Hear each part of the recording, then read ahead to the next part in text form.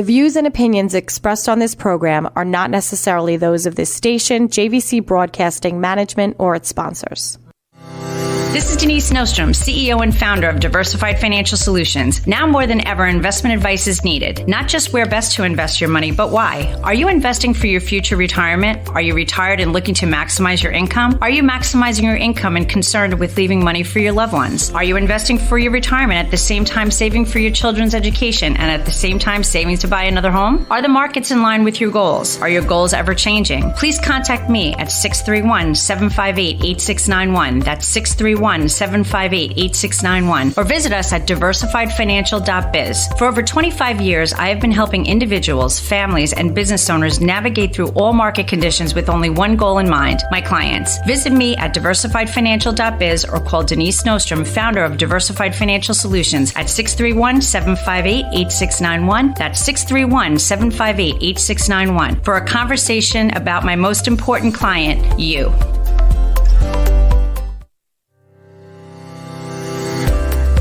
Happy New Year.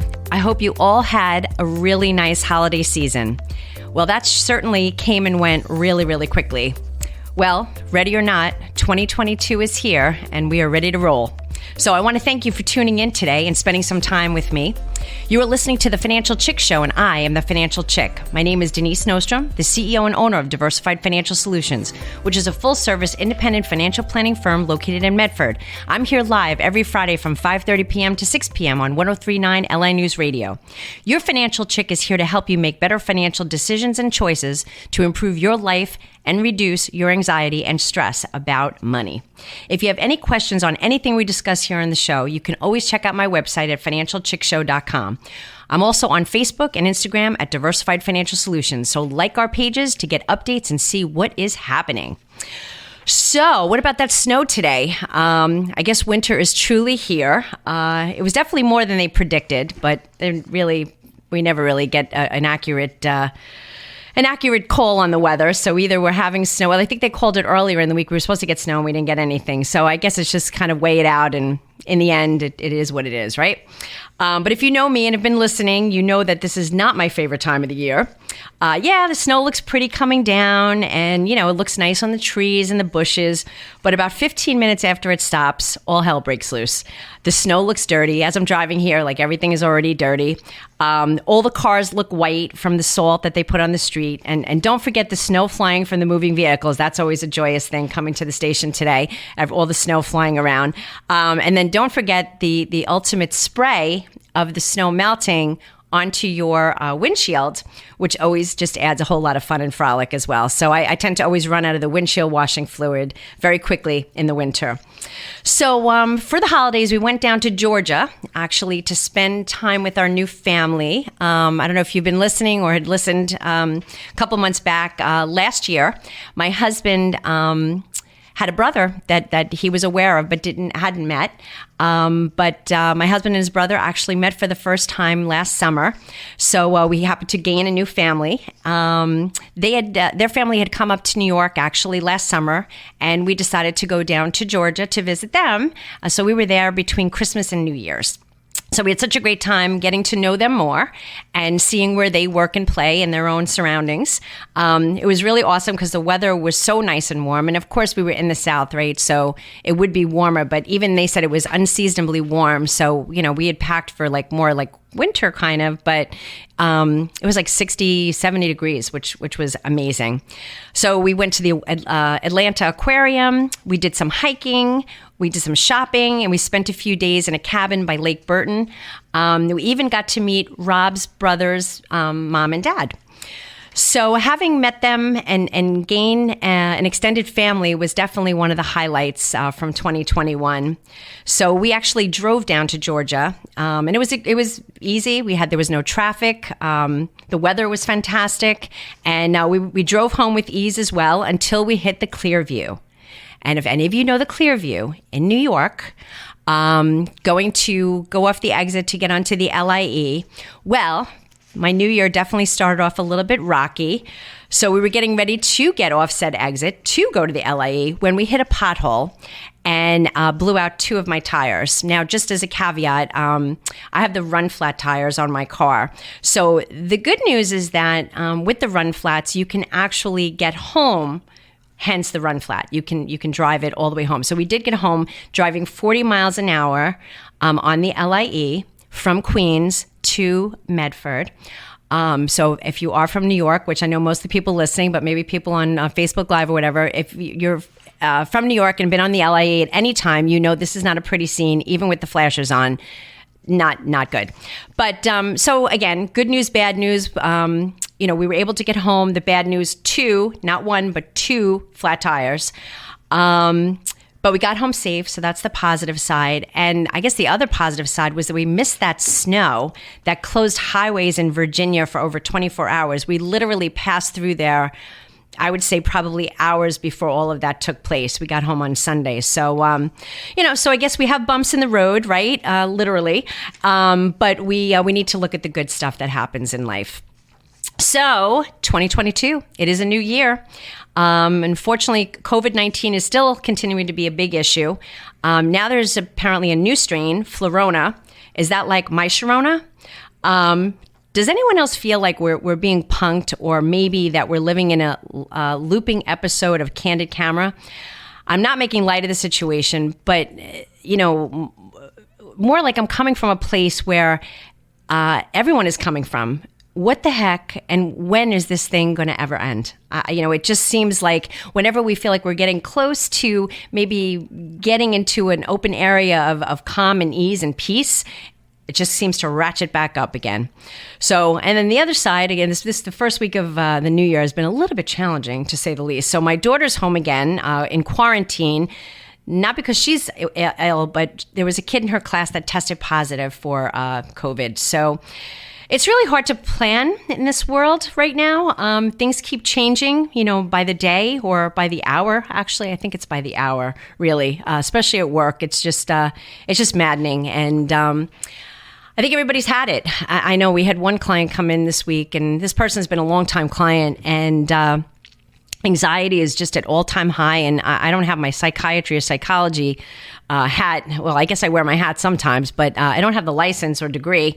And it's been tough. It's been really, really tough dealing with a lot of different things. And people are just, they've had enough. It's been a tough situation. So anyway, we're going to keep it positive. But what we're going to do is we're going to take a little look back as to what 2021 gave us in the markets. So as we plan for the new year, like I said, we have a lot of the wall of worry is still there, but you know what? The wall of worry is always there, but it's really perception. It was kind of interesting as I was driving here today, because I don't have my car. So I'm in my husband's pickup truck, and, I really didn't do any preparations, been busy at work. And, you watch the news to see, is it slippery out, this and this and that. So it's interesting how you just go and do what you have to do and not really think about it. Now, I think if I would have listened to the news or went on there and they were saying that the roads are slippery and this and this and that, I would have been like freaked out, like, oh my God, I don't have my car, I have this truck. But I just went and I did what I had to do. And I think in life, that's what we need to do, especially with the market. As we get into the new year, reevaluate where you are, but more importantly, take a look at where you want to go. What are your goals? Have your goals changed? Do you have different things that you want to do? It's always a good time, right? New Year's resolutions. I hate to say that because resolutions kind of almost set you up for failure, but I say it more of as like goals. What goals do you want to reach? Maybe it's paying off debt. We went through Christmas, and although if you've listened to my shows, I told you not to do that, but I'm sure everybody has some credit card debt, that we need to take care of. Maybe you're saying, I really don't want to rent anymore. I want to buy a house. Or maybe, it's a new year. Maybe I haven't started my retirement plan, whether it be a 401k at work or a 403b if you're in the public sector, teacher, or maybe you don't have a plan available at work, and that's okay, but maybe doing an IRA, a Roth IRA. Don't worry about all the stuff that's there. Corona is going to probably be here for a long time, as per many people are saying. Inflation, yeah, it's a problem, no doubt about it. there's just all of these different things that are going to be the issues, but really take a look at what it is that you want to do and what you want to get out of life. Like I said, on my drive here, if I would have done all the planning, watched the TV, oh my God, should I not go here? Maybe the roads are slippery and, you're not having my own car. I don't feel comfortable. Maybe I wouldn't have even showed up today. But the bottom line is that you just have to go for it. Just do what you have to do. Life is a risk. Every day we take a risk just living, but calculated risk, do what you need to do. And just wipe out the noise, because there's so much noise right now. So anyway, that's my commentary for the day on that. But what I'm going to do, we're kind of getting close to the first break, but what I want to do is talk to you a little bit today about what 2021 brought to us and what are some changes that are going to happen for the new year, especially in the retirement accounts arena. There's a lot of things that are going on. That's been taking up a lot of my time right now. But you are listening to The Financial Chick, and I am the Financial Chick, Denise Nostrom, the company's diversified financial solutions. I help you look for financial solutions when you feel like there are none. So feel free to contact me at 631-758-8691. But right now we're going to be running into the commercial break. But please stay tuned. Listen for the second half. And let's take a look and see how we can make this year the best year ever. Stay tuned. I'll be back in a few.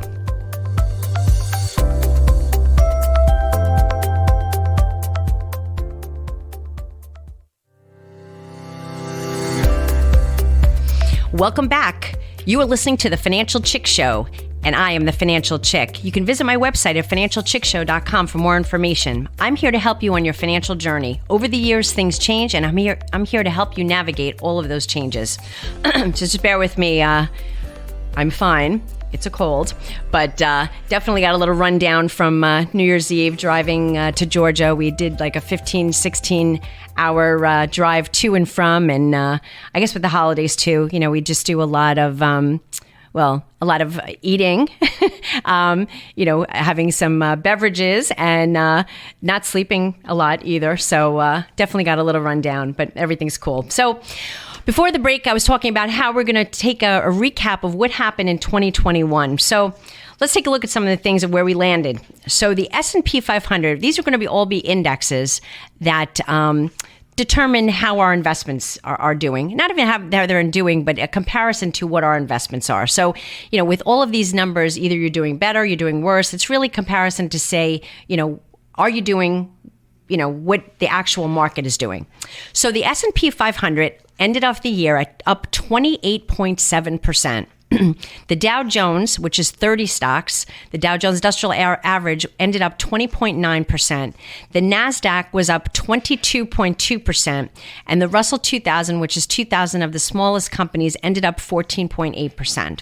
So those are your domestic or U.S. indexes. These are extraordinary numbers. If you walk away with the market, I tell clients, if you're in equity type or stock type of investments and you walk away with anywhere between like 5 and 7% in a year, you're doing great. So we've done about 4 or 5%. Higher than that. So it was a pretty remarkable year. Then we take a look at the international foreign stocks they were up 11.8%, but emerging market stocks were actually down 2.2%. So as a financial advisor, I take a look at this stuff and I say, I'm kind of like a bottom value type of person. So to me, if I see that emerging markets was down, I want to put some money into that. So I feel there's a lot of bargains there. So that was kind of an interesting type of thing. But if we hone in a little bit more, this makes a little bit more sense. We take a look at the various sectors. What sectors have done the best? So the top sector, and this is not probably a surprise to anyone, the top sector in the S&P 500 last year was energy, up 54.6%. Now that's like an extraordinary number. So that's all about oil and gas. Just the price of the barrel of oil, actually took a little bit of a cooling for part of December, and it's been back up again. So gas prices are unfortunately on the way up. Second best performing sector was real estate at 46.2%. And the third best performing sector was financials at up 35%. So this is a very interesting thing. Now, real estate, obviously we know with the housing market, housing is still has been hot, and financials kind of go hand in hand with the real estate because people are not only getting mortgages in some cases, but doing the refinancing because we have low rates. And And just in general, financials with interest rates being down are just very, very strong. Now, the bottom three sectors, so from the third one down, the third worst performing sector was industrials. But when we take a look at the percentage, it's very interesting. Industrials was up 21.1%. So being the third worst performing sector and getting 21%, I would take that all day long. Now, industrials, just so you're aware, industrials is a lot of this with improvement in the economy, or not the economy, but in infrastructure. Industrials is the equipment. So let's just say materials would be the asphalt if we're redoing roads, and then the industrials would be the machine that would kind of smooth out the roads or lay down the asphalt. So industrials would be those types of things. The second worst performing sector is consumer staples. And that was up 18.6%. Again, great number. But consumer staples is things that we need. Consumer staples are food, water, shelter, toilet paper. We knew that from back in 2020. So it's very interesting that something that is required is one on the bottom three of the S&P 500. And the worst performing sector last year was utilities at 17.7%. So it's interesting to see, and this is something that I track from year to year too, in guiding my clients. We take a look at the various trends, and that's how we get the proper investments. Obviously, we start with, your time frame and your risk tolerance, but then when we get there and we get the meat and potatoes, we take a look at various sectors that are going to help you. Maybe this is not the best time to go in energy. Something that's done very, very well. Is energy going to replicate and do 54% again in 2022? Probably not. But not saying you should eliminate this sector, but at the same time, it may not be something that you want to add to at this point. We took a look at the bond market. The bond market had, quite a different look. And, when people say I'm aggressive, I'm conservative, obviously when people are conservative, they tend to look to bonds. I want to be in bonds. Well, being conservative last year wasn't in your best interest. So the 10-year Treasury for the year was down 3.6%. With a yield of 1.5%. So still, even with the principal being down, you still had a better yield than you were getting at the bank, which is at 0.1. So none of this information is kind of concrete. That's why when I meet with my clients, we took a look at everything. We do a comprehensive look, because just because the surface may not look the best, it doesn't mean that it's a bad product or a bad thing to be in for you. U.S. bonds were down 1.5% with a dividend or an interest yield at 1.75%. Global bonds really took it on the chin. They were down 4.7% with a dividend or interest yield. I keep saying dividend, interest yield of 1.31%. The only thing that really held its own was municipals. And munis are tax-free, which of course is probably one big reason. This is a good escape for people, especially people that are paying a lot of taxes or people that don't like to pay taxes. I think that's everybody. But people that are in higher tax brackets definitely benefit more from municipals. But municipals were up 1.5% in 2021 with an interest yield of 1.11%. So not too bad. Just kind of stay on the bond arena. So the taxable bond index, which I indicate was down 1.5% in 2021, but has gained 6.9% per year total return over the last 45 years, which would take us from 1977 to 2021. So 2021 was the fourth down year for bonds in the last 45 years. The down years happened to be 1994, 1999, 2013, and 2021. So the reason I'm bringing this up is that, and this is according to Bloomberg Barclays, is that because we see that numbers are not so good doesn't mean that the whole sector is bad. Because a lot of times people do that. They'll look at a list of investments and say, oh, well, this is doing terrible. I don't want to put any of my money in there. Or this is doing really, really well. I want to put all my money in there. This is the biggest misconception. And a lot of people will do that. And it kind of sets you up for failure. It's almost like going to the supermarket and you see things that are on sale. The things that are cheaper, if it's barring everything being the same, if you have tuna fish, let's just say, and one tuna fish is $1.59 and another tuna fish is $2.59, unless there's some aesthetic difference, most of us will gravitate to the $1.59. The only time people don't do this is in the market. People will run and chase the returns. And this is something that we really don't want to do, especially going into the new year that we have. The volatility is going to be going up, and it's going to be an interesting year. So the bottom line is, I think that people need to really take a look at their situation, evaluate where they are, make any changes, and call me. Give me a call at the office, 631-758-8691. Come in for a consultation. Find out, where you're at. And just even if you're looking for a second opinion, see what's going on in your situation. Let's make 2022 a great year ahead. And I'm kind of running out of time already, but there are some things that are going to be going on. I'd probably say the biggest thing, and I'll go into this more next week, the biggest thing that changed this year for my people that are taking required minimum distribution, so my people that are in their 70s, 72, which meaning the new age to take the RMDs, but even the 70 and a half, they have changed the tax tables. So your RMDs are going to be different. If you're using old tables, that is not the number that you need to use. The new tables actually will mean slightly smaller RMDs on accounts for longer life expectancies. So I will go into this more next week because it is a really, really important thing, and we're early in the year, so we're good to go. But I want to thank you so much for tuning in today. Time flies when you're having fun. Enjoy the snow if you like it, and stay indoors if you don't. But I will see you next Friday, and I want to thank Mike, the engineer, and Dave for always being there for me. And I look forward to being with you next Friday. Have a great weekend. Advisory services offered through Blackridge Asset Management, LLC, a registered investment advisor. Securities are offered through Peak Brokerage Services, LLC, member FINRA, SIPC. Blackridge Asset Management and Diversified Financial Solutions are separate and independent entities from Peak Brokerage Services. The views and opinions expressed on this program are not necessarily those of this station, JVC Broadcasting Management, or its sponsors.